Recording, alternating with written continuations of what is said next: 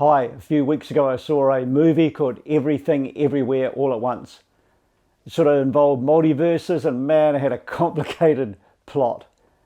But it gave me the idea of doing a little video where my drone flies towards a camera and then it cuts in like seeing some of the things that my drone has seen.